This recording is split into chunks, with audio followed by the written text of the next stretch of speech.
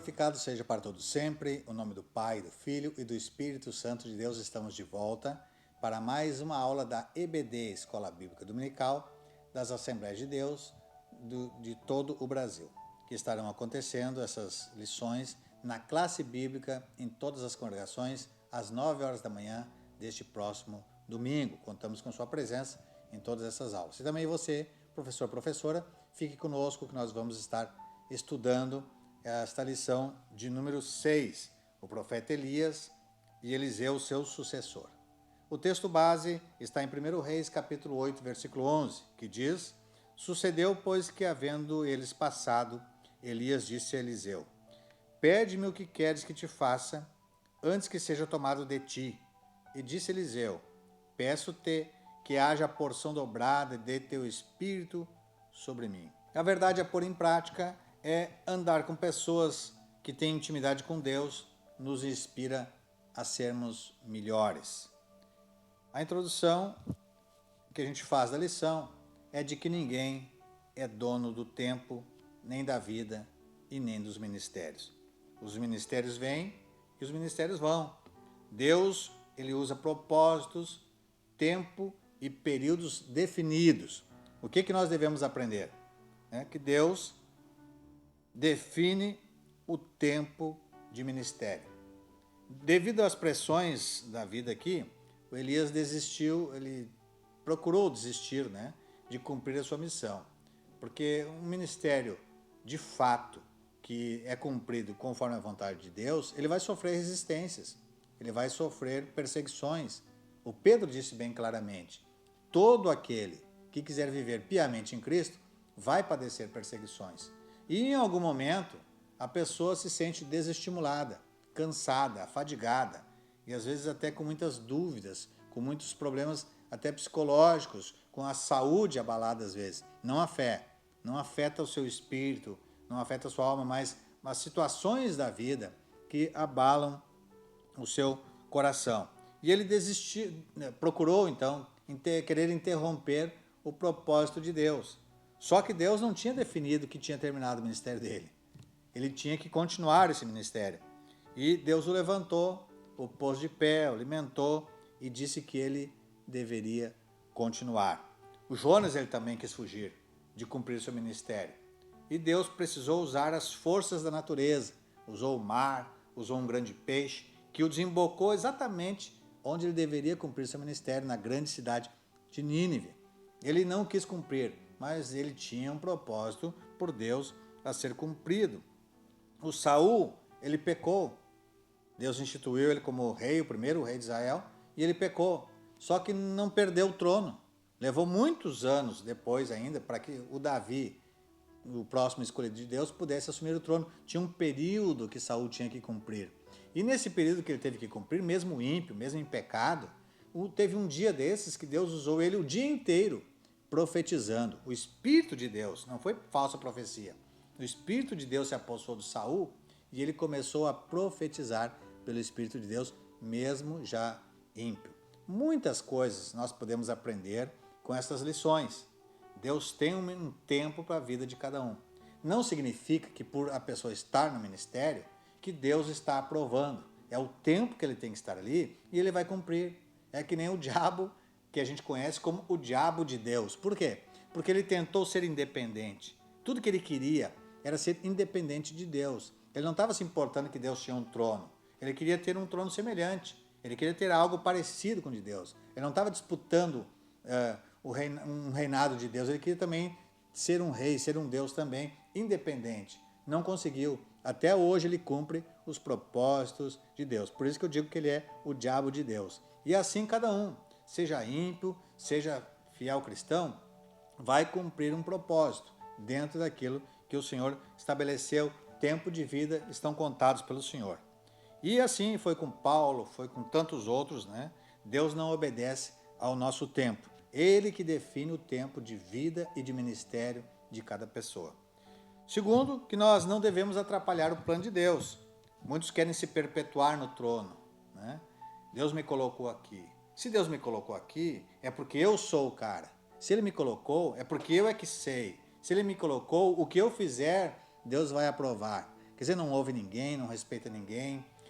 A pessoa se sente dona da situação. Aí constrói uma congregação, faz alguma coisa boa lá, enfim, e a pessoa, dentro dela, ela vai se achando que ela é insubstituível.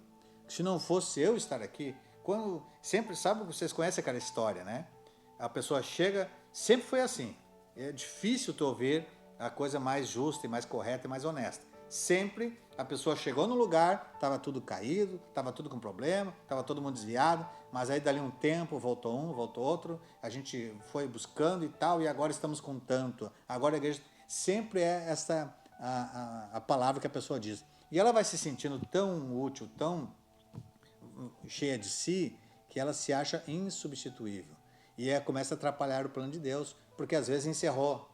Ou Deus também quer usar outras pessoas, mas a pessoa fecha a porta para os outros e não sai do lugar também. Na verdade, nós devemos aprender que há tempo para isso. E com a vida de Elias, nós podemos aprender que Elias teve um sucessor. Elias, ele não trabalhou para ser um eterno profeta. Ele não trabalhou para ser aquela pessoa que iria permanentemente ficar e que ninguém poderia atrapalhar o seu caminho. Ao contrário, ele tinha pessoas ao seu redor que estavam observando ele. Não foi só Eliseu. Alguns outros filhos de profetas que estavam por ali estavam observando a vida de Elias e seguindo os mesmos passos dele, porque ele era um homem de Deus que vivia uma vida corretamente. No tópico 1, a despedida de Elias. Então, no subtópico 1, a gente fala que o ministério de Elias termina. Ele foi exitoso no seu ministério, porque ele obedeceu a Deus e fracassou só naquele momento que ele quis desistir antes da hora, né? Mas um dia chegou a sua hora, o seu ministério acabou. Nada aqui é permanente e nós devemos estar bem conscientes, nos preparar tanto para exercer o ministério, como para reconhecer o seu final. E Paulo uma vez escreveu para Timóteo, né? Ele mandou que trouxesse o seu sucessor, João Marcos, que foi sucessor de Paulo no ministério. Ele disse, me chama ele porque ele me é útil para o ministério, não para o meu. Porque o ministério de Paulo já tinha acabado, já falei aqui outra vez. Ele já tinha entregue a carteirinha dele lá para a convenção e ele disse, olha, eu acabei a carreira, corri a carreira que estava preparada, acabei, mas eu guardei a fé. E desde agora me espera a coroa que o Senhor tem reservado a todos aqueles que o amam. Então, pastores e líderes que se perpetuam, querem cada vez mais, eles estão em afronta direta a Deus. Subtópico 2, um profeta com grandeza de alma. Uma das virtudes do cristianismo é a discrição. Poucos aprendem que os 3 pilares da fé são realizados em oculto, e Elias aprendeu, né? Como é que os religiosos cumpriam a lei? Os religiosos cumpriam a lei. Como é que eles cumpriam? Quando eles doavam, quando eles ajudavam os pobres, os necessitados, eles tocavam trombetas. Amiga, professor e professora, isso não é uma figurada, uma linguagem figurada que Jesus usava. De fato, eles iam para as praças públicas, no momento que tinha bastante pessoas, pelas esquinas, pelas ruas, e aí os seus servos, eles mandavam os seus servos tocar, eles tocavam mesmo, trombetas, para que todo mundo olhasse. E ali eles começavam a distribuir as roupas e comidas para os pobres, para serem aplaudidos, reconhecidos como bons. Na verdade, hoje, com outra roupagem, esta bondade, essa generosidade cristã de hoje está cansando a Deus, porque está sendo trombeteada tudo que é feito dentro da igreja para ajudar os necessitados. Oração, eu falei de um dos pilares, doavam, né? Quando davam oferta, a mesma coisa, os dízimos, a mesma coisa. A oração, o Senhor Jesus ensinou que deveria ser discretamente, mas eles iam pelas esquinas, eles iam pelas praças, nas casas das pessoas, para iludir as pessoas e serem reconhecidos como pessoas muito espirituais. Que oração linda, que oração maravilhosa. Hoje em dia está a mesma coisa, pessoas fazendo orações para que as pessoas se emocionem com as suas orações, que nem nas nuvens chegam, quanto mais aos céus, orações elaboradas. E jejuavam também, eles cumpriam a lei jejuando também, mas eles gostavam que as pessoas notassem como eles eram espirituais. Oh, que irmão espiritual, que jejua, eles queriam que as pessoas percebessem que eles estavam jejuando. E o meu convite é que você não vá para a rádio, para os púlpitos, aí trombetear que você está orando, que você está jejuando. Não faça isso não, porque isso não agrada a Deus. Jesus orientou e condenou isso. Jesus disse, não façam como eles. Se Jesus disse, não façam como eles, nós não devemos fazer como eles.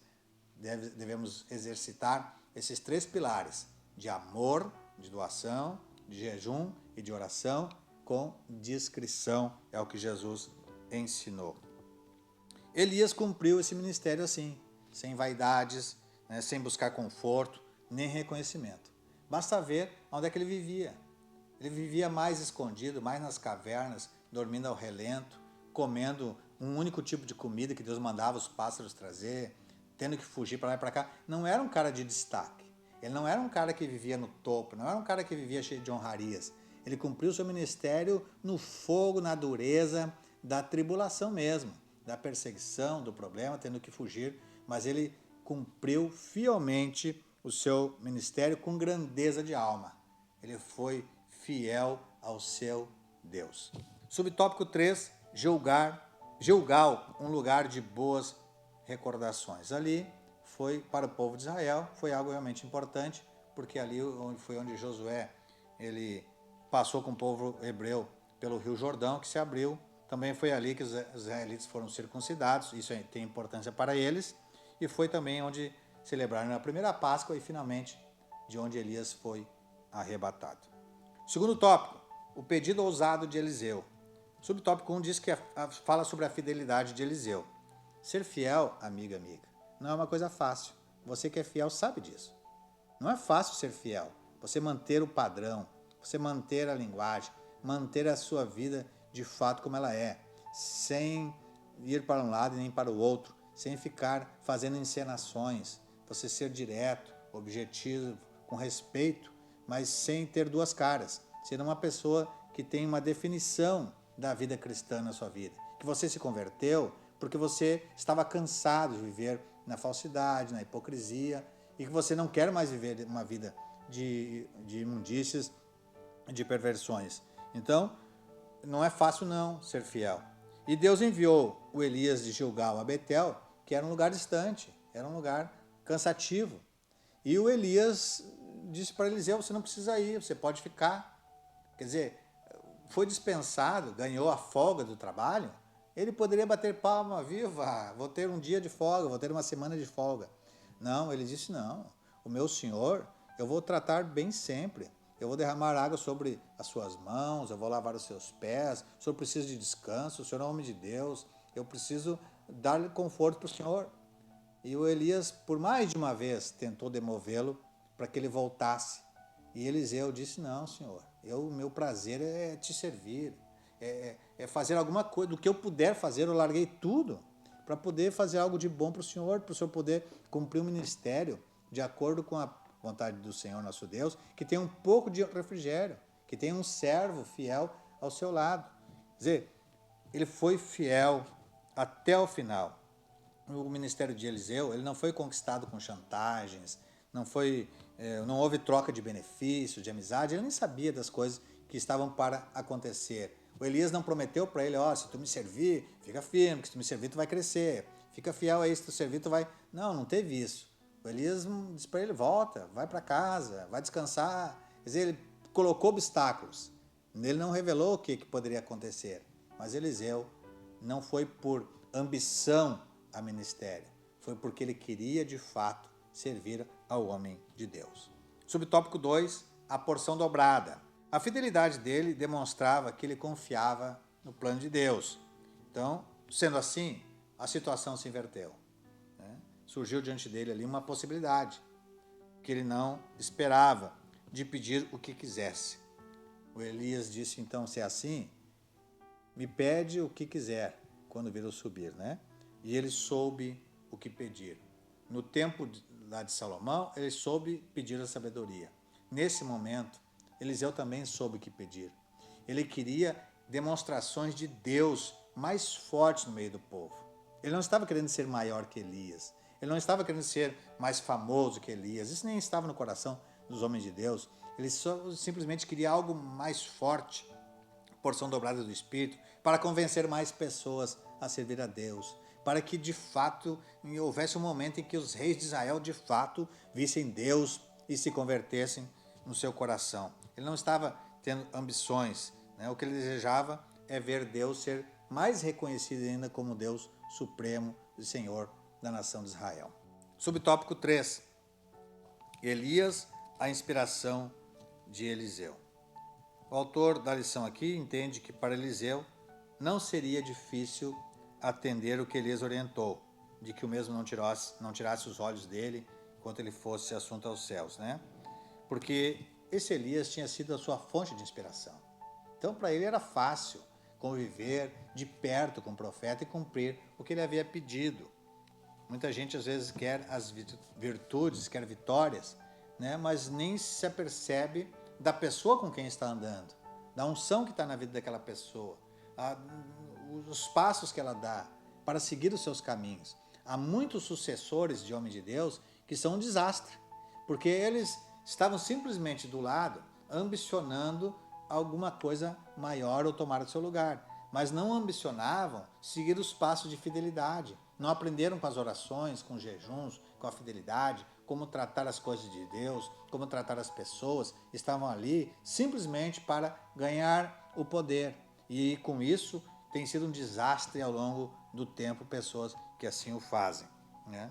Então, não tirar os olhos significa estar sempre atento a aprender com quem tem a unção divina. Então nós precisamos aprender, cuidar a quem devemos seguir, a quem devemos imitar. O Paulo disse, sede meus imitadores, porque eu imito a Cristo Jesus. Quer dizer, nem sempre são os que estão no topo que parecem que vão ser aqueles que abrirão o nosso caminho diante do sistema religioso, e sim os que seguem os passos de amor e fidelidade a Jesus. Tópico 3. Eliseu tomou a capa de Elias. Esta comunhão é a mesma que deve ter todos os que servem a Deus. Tomar a capa de Elias não tem nada a ver que aquela capa fosse algo poderoso, que significa que ele continuou o ministério, ele seguiu os passos, quer dizer, ele se orientou pela vida do seu senhor Elias. Ele aprendeu o suficiente para não deixar a idolatria, a imoralidade tomar em conta. Ele sabia muito bem, através de Elias, com quem ele aprendeu, o que deveria fazer para que o nome do Senhor fosse honrado no meio da nação de Israel. Levar o povo a conhecer a Deus. O diabo, ele é perito em plantar sementes aí de discórdia, de desunião, paralelismos, né, entre as pessoas, na família, na sociedade e até no meio da igreja, se dermos lugar. O problema é a falta de discernimento, né? Pessoas boas, às vezes, que se unem em comunhão com pessoas que não têm uma formação divina. Pessoas boas, que às vezes cheias de bons desejos, que se unem com líderes ambiciosos, com pessoas que não têm bom exemplo para lhes dar, mesmo usando o nome de Deus. Eles ficam comprometidos com causas de más escolhas, né, ou escolhas erradas. Subtópico 2. A capa de Elias. A capa de Elias, na verdade, foi apenas um símbolo, como eu estava falando aqui. Ela significava a presença de Deus na vida de Elias, né? O material da capa se deteriorou, se rasgou, acabou. A capa não tinha nada a ver. Era essa unção do Senhor nosso Deus. O que Elias vestia mesmo era a unção de Deus. E era isso que Eliseu queria. A unção que estava sobre Elias ficou sobre Eliseu e deve estar sobre a vida de cada servo e cada serva do Senhor, né? Porque o Senhor ainda é o mesmo. Eliseu, ele iniciou bem o seu ministério, porque quando a capa caiu, que as águas do Jordão se abriram, os filhos dos profetas estavam ali e viram. E com isso eles reconheceram que, de fato, o ministério de Eliseu era um ministério sucessor do de Elias e passaram a respeitá-lo e a segui-lo. Então ele iniciou bem o seu ministério. A conclusão da lição é que a vida exemplar de pureza, de amor, de dedicação, de fidelidade inspira as pessoas. E é o que torna a vida cristã poderosa, não são estilos, não são liturgias, não são orações elaboradas, pregações emocionadas, isso aí, nada disso aí funciona, né? Não são vidas personalistas. O que mais a gente vê hoje em dia é líderes personalistas trazendo para si, como se eu fui lá, orei e aconteceu, eu cuidei de tal congregação e funcionou, eu fui lá e fiz tal coisa, eu tenho teologia, eu tenho, quer dizer, personalistas, Deus me ouve, eu sou homem de Deus, eu sei que Deus é comigo, aquelas coisas todas, fanfarras, porque nada funciona na vida deles. Mas na vida, no sistema, dentro do sistema religioso funciona. Ali eles conseguem seu espaço com essas fanfarras, porque hoje muita gente está cega espiritualmente e há bastante espaço para essas pessoas. Mas que Deus levante Elias, que Deus levante Eliseus dentro das nossas congregações, que não se misturam, porque quando Elias quis desanimar, o Senhor nosso Deus disse, não faça isso, tem 7.000 homens aí que não se curvaram. Que Deus abençoe, que nossos corações se curvem somente ao Senhor nosso Deus e a sua obra que são almas. Vamos orar. Pai Santo, nós te agradecemos por essas vidas tão preciosas que nos servem como exemplo, tanto a de Elias como a de Eliseu, que foi um sucessor na altura, que soube seguir os passos do homem de Deus.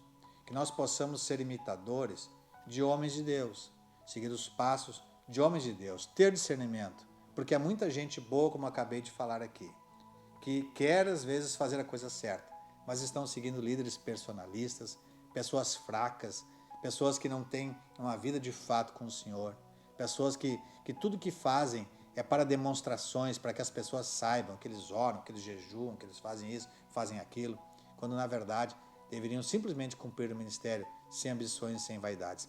Levanta assim pessoas, Senhor, que estão cheias da vontade de servir ao Senhor de coração, que estão insatisfeitas com o sistema religioso, que estão insatisfeitas com as injustiças do mundo, para que possam seguir os passos dos verdadeiros fiéis do Senhor, não serem enganados, mas serem abençoados e usados por Ti, em nome de Jesus.